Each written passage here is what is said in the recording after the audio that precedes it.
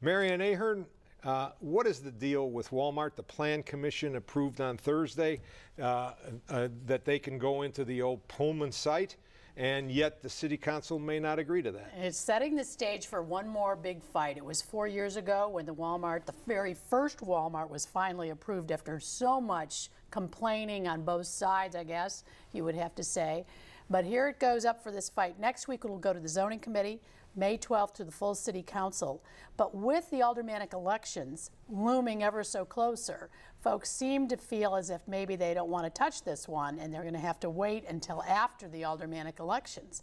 The unions are just not willing yet to say, we will take the Walmart wages. And Angie Miles, first of all, welcome. Thank you. Walmart says we pay a competitive wage. And $11.03. But that's what the unions want, right. And they obviously pay less.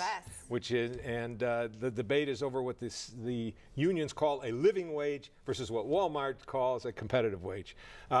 Do we need Walmart? You know, that's a tricky question because on one hand you have this massive retailer, but on the other hand they like to bully their way into areas. So it's kind of interesting to see them put up such a big challenge. I don't think that's a wrong thing. I think that's good to bring in better competition. And it's been an area that's been in need of some kind of business opportunity there. It's empty. There's nothing going on. Folks in the area say they want to shop there. It will be the anchor to other retail and residential development. So the aldermen feel as if they've got the votes this time, but it's They've got the votes to block it or to... No, those that live in that district, in the 9th Ward. I believe that's Alderman Beal's ward. And being from Michigan, I'm a Meijer fan. Meijer Thrifty Acres, bring them on into the market. With unemployment the way it is, Lawrence, if you were in the City Council, how would you vote for this? I would vote for it. And I think that it's a unique situation where in some places you feel like, well, a big box store is going to come in and knock away the mom and pop stores. But in Pullman, over the last 20 years, the mom and pop stores have gone away. So there is an opportunity there for people to work. And if you can give more opportunities to work and give them better opportunity to have services that they need. It's okay. Like in some cases, I'm against the whole idea of the big box store coming into a residential area, but in this case, I think I'd be fine with it. And supposedly it's worked out well for both the Shoppers and Walmart in Austin.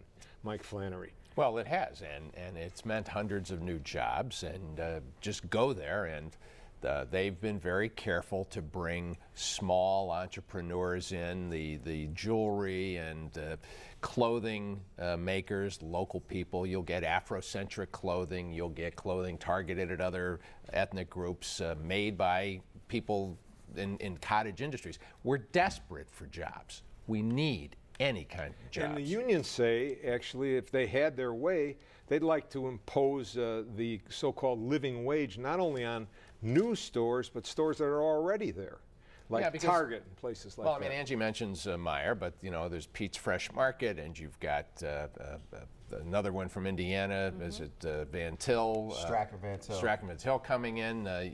I'm familiar with them, living on the south side. They're just right over the border there in northwest Indiana, and they're all coming in, and they're eating Jewel and Dominic's lunch, pun intended, and you know, those big guys are losing market share, and those are the big, comfortable, middle-income contracts that are in danger. And I have to say, I also like that they are environmentally conscious right now. Walmart's really going to the forefront with that, although they're kind of passing those prices on to their suppliers and saying you have to be meeting these certain requirements to do business with us.